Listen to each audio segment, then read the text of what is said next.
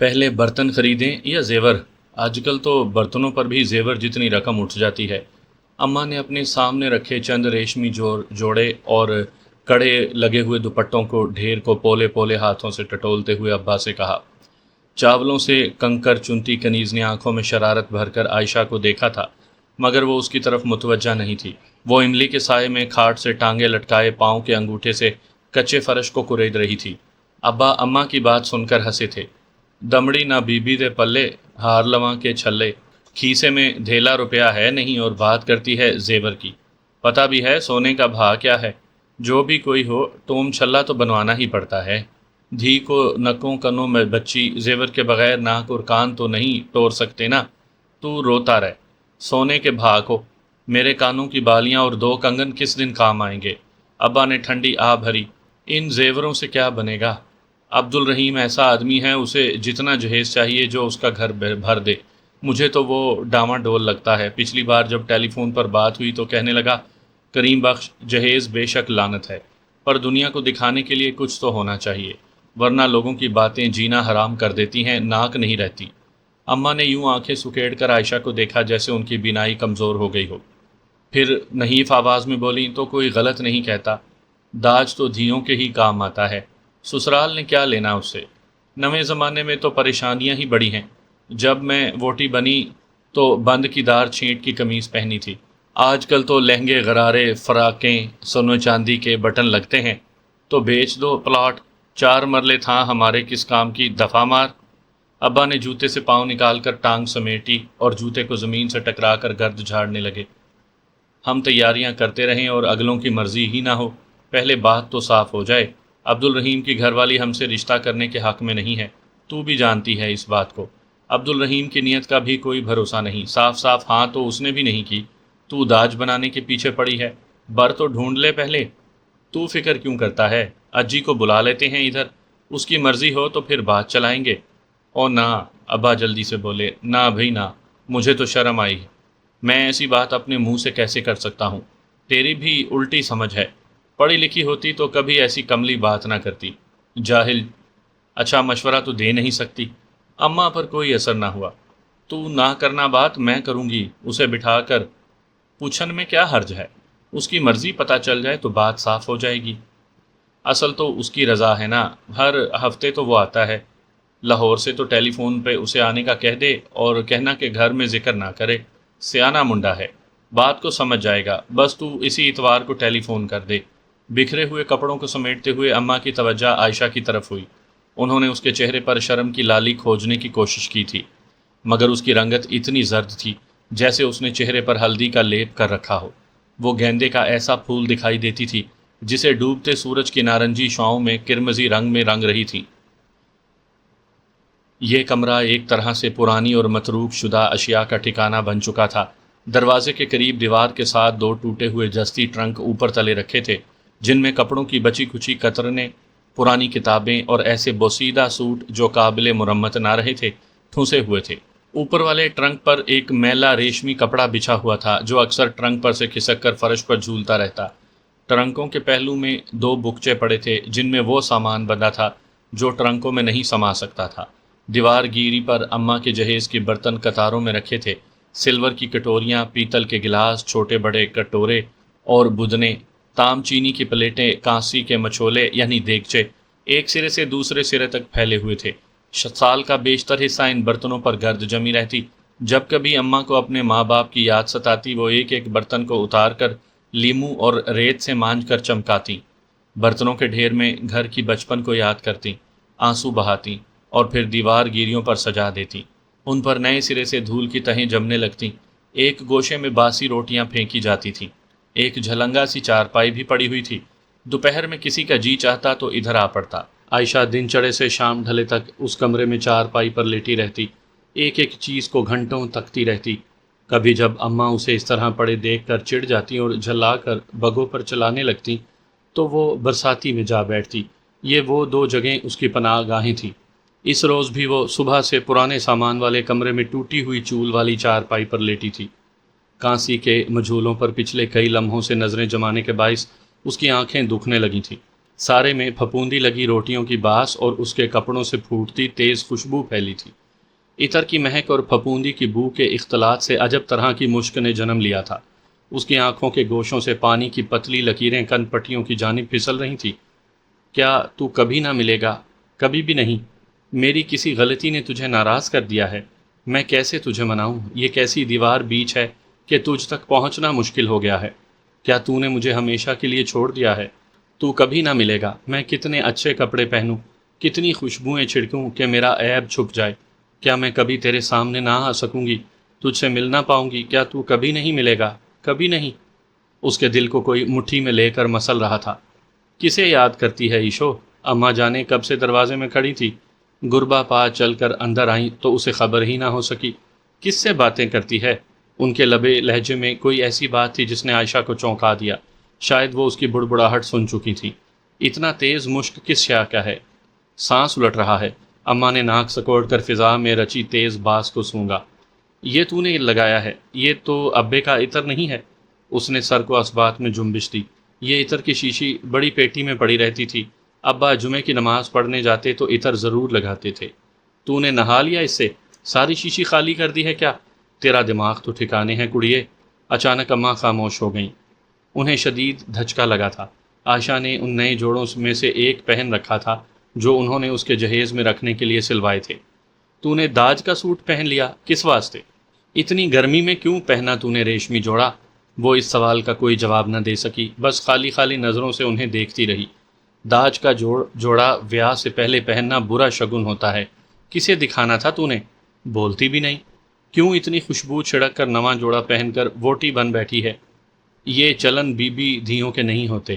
بھلے وقتوں میں خوشبو والے صابن سے منہ نہیں دھوتی تھی کنواری کڑیاں، برا سمجھا جاتا تھا۔ ہار سنگھار نہیں کرتی تھی، بڑے شرموں والے زمانے تھے۔ چندریے مجھے دکھ نہ دینا کوئی، مجھ سے برداشت نہیں ہوگا۔ ان کے لہجے میں نرمی مگر آنکھوں میں وسوسے کل بلا رہی تھے۔ باہر سے کنیز بھاگی ہوئی آئی، اس کا سانس چڑھا ہوا تھا۔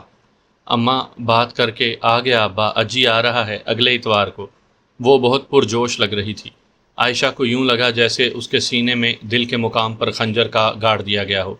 دروازے کے ادھ کھلے کواڑوں سے اندر آتی روشنی آگ کی لاٹ بن کر فرش کو چاٹتی ہوئی اس کی طرف بڑھ رہی تھی۔ پھپھوندی لگی باسی روٹیوں کی بدبو عطر کی تیز مہک کو پچھاڑ کر سارے کمرے میں چکرانے لگی تھی۔ باہر صحن میں اماں رنگین پاپوں والے پیڑے پر بیٹھی بگوں سے کہہ رہی تھیں، کالج کی ہوا لگ گئی ہے، پہلے ورگی نہیں رہی۔ یہ تو جیسے کوئی اور ہے، کوئی دوسری کوئی کالج کی کڑی۔ نماز میں بھی کوتاہی کرن لگی ہے۔ پہلے بانگ کی آواز کان میں پڑتے ہی وضو کرن بیٹھ جاتی تھی، اب بانگ ہوتی رہے لک توڑ کے پڑی رہتی ہے، ہلتی ہی نہیں۔ ربا خیر سونیا، ربا خیر، میرے مولا خیر۔ سامعین کرام، آپ سن رہی ہیں ایک دلچسپ اردو کہانی جس کا نام ہے رقص جنوں۔ یہ اس سلسلے کی قسط نمبر 11 ہے۔ مجھے امید ہے آپ کو میری یہ کاوش پسند آ رہی ہوگی۔ آپ نے اگر ابھی تک میرا چینل مائی وائس سبسکرائب نہیں کیا تو ابھی میرے چینل کو سبسکرائب کر کے بیل نوٹیفیکیشن آن کر لیجئے تاکہ آنے والی ہر نئی کہانی کی اطلاع بر وقت آپ تک پہنچ سکے۔ شادی کی مووی تیار ہو گئی ہے، کل صبح مووی اور تصاویر ڈیڈی کو بھجوا دوں گا۔ وہ گھر کے سامنے سڑک پر چہل قدمی کر رہے تھے جب اونیل نے ہلکی سی مسکراہٹ کے ساتھ بتایا تھا۔ ایک کال کلیچی اسٹریٹ لائٹ کے گرد جمع ہونے والے پروانوں پر جھپٹ رہی تھی۔ جب وہ لائٹ کے قریب جاتی تو اس کے سیاہ پروں کے باعث سڑک پر کالے دھبے بکھر جاتے اور اونیل کا چہرہ چھپ جاتا۔ جاسیہ کے دل میں یہ خواہش ابھری کہ کال کلیچی اپنے پروں کو لائٹ کے گرد لپیٹ دے اور وہ اونیل کا چہرہ نہ دیکھ پائے۔ وہ نہیں جاننا چاہتی تھی کہ فریب دیتے ہوئے کسی شخص کا چہرہ کتنا مکروہ نظر آتا ہے۔ اس نے زندگی میں بہت سے جھوٹ بولے تھے اور ایک بار بھی اسے اندازہ نہیں ہوا تھا کہ وہ جھوٹ اس کے چہرے پر کس رنگ کی استر کاری کرتے تھے۔ تمہارے لیے ایک سرپرائز ہے، ذرا دل پر ہاتھ رکھ کر سنو۔ ڈیلیوری کے موقع پر پتہ ہے میں تمہیں کیا گفٹ دینے والا ہوں؟ یقیناً تمہیں نہیں معلوم، تمہاری اپنی گاڑی کی چابی۔ اس نے لہجے میں ڈرامائی تاثر پیدا کیا۔ خاموش کیوں ہو؟ تمہیں خوشی نہیں ہوئی؟ کوئی سیکنڈ ہینڈ گاڑی نہیں دے رہا تمہیں، بالکل نیو برانڈ چمچماتی کار ہوگی۔ کم آن یار، تمہیں کوئی خوشی نہیں ہوئی؟ تم اتنی پریشان کیوں ہو؟ یہ مسائل ہمیشہ نہیں رہیں گے، بس تھوڑے عرصے بعد ہم واپس اپنے گھر چلے جائیں گے، سب ٹھیک ہو جائے گا۔ اس نے پروانوں پر جھپٹتی ہوئی کال کلیچی کو دیکھتے ہوئے فقط اتنا کہا تھا۔ میں اندر جانا چاہتی ہوں۔ وہ کندھے اچکاتے ہوئے اس کے پیچھے چل پڑا تھا۔ کمرے میں پہنچ کر وہ کاؤچ پر بیٹھ گیا۔ اونیل صوفے پر گرتے ہوئے بولا، کافی کا موڈ ہو رہا ہے۔ تم عیسائی ہو؟ وہ ایک لمحے کے لیے چونکا، جیسے اس کے جملے کا مفہوم سمجھ میں نہ آیا ہو۔ پھر ایک طویل سانس بھری۔ تو یہ بات ہے۔ ہاں، میں اب تک کرسچن ہوں، ہمیشہ سے تھا اور ہمیشہ رہوں گا۔ کیوں؟ تم نے میرے ساتھ ایسا کیوں کیا؟ میں نے تمہارے ساتھ کچھ غلط نہیں کیا، میں نے تم سے محبت کی ہے اور بس۔ تم نے کہا تھا تم اپنا مذہب چھوڑ چکے ہو۔ میں کیوں چھوڑ دیتا؟ میں اپنے مذہب سے مطمئن ہوں۔ مجھے اس مذہب کے علاوہ دنیا کے کسی مذہب پر اعتماد نہیں، تو میں کیوں چھوڑتا؟ تو تم نے مجھ سے جھوٹ کیوں بولا؟ تمہارے لیے ان باتوں کی کیا اہمیت ہے؟ تمہیں کسی مذہب سے کیا لینا دینا؟ تم تو کسی بھی مذہب سے تعلق نہیں رکھتی۔ تم نہ تو مسلمان ہو، نہ عیسائی ہو، نہ یہودی۔ تم تو کسی بھی حوالے سے خدا پر یقین نہیں رکھتی۔ تمہیں تو کبھی ان باتوں کی پرواہ ہی نہیں رہی۔ اسے لگا اونیل نے اسے گالی دی ہو۔ اس کے الفاظ تازیانے بن کر لگ رہے تھے۔ اس بات سے کیا فرق پڑتا ہے کہ تم کسی مسلم کی بیوی رہو یا کرسچن کی، جب تمہاری نظر میں اس بات کی اہمیت ہی نہیں ہے؟ فرق پڑتا ہے۔ میں مسلمان ہوں۔ ایک مسلم عورت عیسائی مرد کی بیوی نہیں ہو سکتی۔ ہمارا تعلق جائز نہیں ہے۔ میری سمجھ میں نہیں آتا تم اس چیز کو ایشو کیوں بنا رہی ہو۔ تم سے شروع کی چند ملاقاتوں میں نے یہ محسوس کر لیا تھا کہ تم مذہب کو کوئی اہمیت نہیں دیتی اور پابندی سے دور بھاگتی ہو۔ میں نے تب اسی لیے مسلم ہونے والی بات مان لی تاکہ تم پریشان نہ ہو۔ میرا خیال تھا وقت کے ساتھ ساتھ تم ایڈجسٹ کر جاؤ گی۔ دیکھو، کرسچینٹی کے علاوہ کوئی مذہب سچا نہیں۔ تم بے شک عبادت نہ کرو، بے شک چرچ میں جا کر کرائسٹ کے سامنے نہ جھکو، مگر کم از کم اسے درست حوالے سے پہچان تو لو۔ یہ میری خواہش ہے کہ تم کرسچینٹی اپنا لو۔ میں تمہیں فادر کے پاس لے جاؤں گا۔ تمہارے دل میں جو بھی شبہات ہیں وہ دور ہو جائیں گے۔ تم یسوع مسیح کی پناہ میں آ جاؤ۔ تمہیں اندازہ نہیں ہے کہ اس میں کتنا سکون ہے۔ میں چاہتا ہوں خداوند کی نظر میں ہمارا تعلق جائز ہو جائے۔ میں مسلمان ہوں، اس کے علاوہ میں کچھ نہیں جانتی۔ میں کرسچینٹی کی سچائی کے ثبوت میں 1000 دلائل دے سکتا ہوں۔ اس نے گردن جھکا لی تھی۔ وہ اپنے مذہب کو سچا ثابت کرنے کے لیے کوئی ایک دلیل بھی نہیں دے سکتی تھی۔ اس لیے نہیں کہ اسے اپنے مذہب کی سچائی پر یقین نہیں تھا، بلکہ اس لیے کہ وہ کسی ایک دلیل کو بھی درست طور پر پیش کرنے کا سلیقہ نہیں رکھتی تھی۔ پلیز تم میری خاطر کرسچن ہو جاؤ۔ تمہیں مسیحی جماعت میں داخل کر لیا جائے گا، یہ بہت آسان ہے۔ میری خاطر میں نے تمہارے لیے کیا نہیں کیا؟ وہ خاموش ہو گئی۔ اس کی قربانیاں اس قابل نہیں تھی کہ انہیں گنوایا جا سکتا۔ میرا بچہ، اس کا کیا ہوگا؟ بچہ باپ کے مذہب پر چلے گا۔ میں اسے ایک اچھا کرسچن بناؤں گا۔ میرا بچہ مسلم ہوگا۔ وہ پھر اٹھ کر کھڑی ہوئی۔ اس کا تم سے اور تمہارے مذہب سے کوئی تعلق نہیں۔ تم کرسچن ہو جاؤ، ہم بہت اچھی زندگی بسر کریں گے۔ ذرا سوچو، میں تمہیں چھوڑ دوں تو تمہارا کیا ہوگا؟ میری ماں نے مجھے اللہ سے خوف کھانے کو کہا تھا۔ میں اس سے نہیں ڈری، اور جب تم نے مجھے چھوڑنے کی دھمکی دی تو میں تم سے ڈر گئی۔ میں نے اللہ کو چھوڑا تھا۔ تم مجھے چھوڑ دو تو یہ حیرت کی بات نہیں۔ یکدم تم پر اسلام کا بھوت کیوں سوار ہو گیا ہے؟ کیا رکھا ہے اس نام نہاد مذہب میں؟ جو چند اچھے اصول اسلام میں موجود ہیں وہ توریت اور انجیل سے لیے گئے ہیں۔ اس کے سوا سب لچھے دار باتیں ہیں، پیچیدہ عقائد ہیں۔ ساری دنیا میں مسلمان رسوا ہیں۔ ان کی تاریخ بربریت اور خون ریزی سے بھری ہے۔ مجھے نفرت ہے۔ وہ خاموش ہو گیا تھا۔ جاسیہ نے اتنے زور کا تھپڑ اس کے چہرے پر مارا تھا کہ اس کا منہ گھوم کر رہ گیا تھا۔ وہ خود حیران تھی، پتہ نہیں اس کی باتوں نے کیسی آگ بھر دی تھی کہ وہ خود کو روک نہ سکی۔ اس کا سارا جسم غصے سے لرز رہا تھا۔ اونیل اپنے گال پر ہاتھ رکھے ہوئے اٹھا اور پوری قوت سے اسے دھکا دیا۔ وہ اس وقت دروازے سے قریب کھڑی تھی، لڑکھڑاتی ہوئی کھلے دروازے سے اندر جا گری۔ دروازہ ایک زوردار دھماکے سے بند ہو گیا۔ وہ گھٹنوں میں سر چھپا کر رونے لگی۔ اسے اپنی ماں سے کی ہوئی ساری باتیں یاد آ رہی تھیں۔ وہ سارے جھوٹ جو اس نے بولے تھے اس کے کانوں میں گونج رہے تھے۔ وہ اتنی خوفزدہ تھی کہ آنکھیں کھولنے کی ہمت بھی نہیں کر پا رہی تھی۔ اسے کوئی پناہ چاہیے تھی جس میں وہ خود کو چھپا لے۔ اسے کوئی آسرا درکار تھا، لیکن وہ تنہا تھی۔ اسے لگ رہا تھا وہ ریت کی قبر میں دھیرے دھیرے دفن ہو رہی ہے۔ اس کا سانس بند ہو رہا ہے۔ بہت دیر بعد اس نے سر اٹھا کر اپنے آس پاس دیکھا۔ وہ اس کمرے میں تھی جس میں دیواروں کے ساتھ زنگ آلود لوہے کی الماریاں رکھی ہوئی تھیں۔ اس کے ارد گرد عجیب الخلقت پرچھائیاں ناچ رہی تھیں۔ اس نے دیوار پر سوئچ بورڈ کو ٹٹول کر لائٹ جلائی اور دیوار کے ساتھ لگ کر دوبارہ نیچے بیٹھ گئی۔ لوہے کی الماریاں خاموش تھیں، دیواریں چپ تھیں، صرف اس کی ہچکیوں کی آواز وقفے وقفے سے سکوت کو تاراج کر جاتی تھی۔ وہ روشن دان کو دیکھنے لگی۔ روشن دان بند تھا، شیشے پر سفید پینٹ کے دھبے تھے۔ یک بارگی قریب ترین الماری کے پایوں سے چھت کی سمت ایک آواز نے لہرا لیا، تو سمجھے تو توت کی گلی ڈال ہووے، لچکے جاوے، ٹوٹے نا، بھول ہے تے کی بھول ہے، ناری تیں ککر کی سوکھی دی سوٹی، جری زیادہ وزن پڑے نہ تڑک جاوے۔ یعنی تو سمجھی تھی کہ تو شہتوت کی گیلی شاخ ہے جو لچکتی ہے ٹوٹتی نہیں، یہ تیری بھول ہے، تو کیکر کی سوکھی شاخ ہے جس پر ذرا وزن پڑا ٹوٹ جائے گی۔ یہ جملے شاید بہت عرصہ پہلے کسی عورت نے اس سے کہے تھے، اسے یاد نہیں تھا وہ عورت کون تھی۔ ذہن پر بہت زور دینے کے باوجود اسے یاد نہ آ سکا کہ وہ کہاں ملی تھی۔ اس کا چہرہ ذہن سے محو ہو چکا تھا، لیکن اس کی کہی ہوئی باتوں کا مفہوم اسے بخوبی سمجھ آ رہا تھا۔ وہ شہتوت کی گیلی ڈالی نہیں تھی، وہ اپنی استطاعت سے زیادہ نہیں لچک سکتی تھی، وہ تو کیکر کی خشک شاخ تھی۔ اس کی اوقات سے بڑھ کر بوجھ پڑا تھا اور وہ ٹوٹ گئی تھی۔ ری کوئی سونک سے نہ گرے، پیر پھسل جاوے، تیں گری تا کون نکالے گا تیں کو؟ اس نے ہاتھ نہ پکڑا، تیں بول رہی کیسے نکلے گی؟ کون نکل سکے 10 کے ہتھاں بغیر؟ کوئی شوق سے نہیں گرتا، پیر پھسل جاتا ہے۔ تو گری تو کون نکالے گا؟ اس نے ہاتھ نہ پکڑا تو بتا کیسے نکلے گی؟ کون نکل سکتا ہے اس کا ہاتھ پکڑے بنا؟ آواز الماریوں کے بیچ دیواروں کے درمیان کسی ایسی چڑیا کی طرح بھٹک رہی تھی جسے باہر جانے کی راہ سجائی نہ دیتی۔ وہ بالکل بھول گئی تھی یہ جملے کس نے کہے تھے۔ شاید کہنے والی نے کچھ اور بھی کہا تھا، لیکن کیا اسے یاد نہیں آیا۔ اس نے بہت سوچا مگر بے سود۔ اس بھولی بسری عورت کے بارے میں سوچتے ہوئے اچانک اس کے ذہن میں ایک جھماکا سا ہوا۔ وہ اٹھی اور ایک الماری کے پٹ کھول کر کتابوں کو الٹنے پلٹنے لگی۔ الماری کے خانوں میں کتابیں، فائلیں اور خطوط کے پلندے ٹھسے ہوئے تھے۔ کئی کاغذات اس قدر بوسیدہ تھا کہ ہاتھ لگانے سے راکھ کی طرح جھڑنے لگتے تھے۔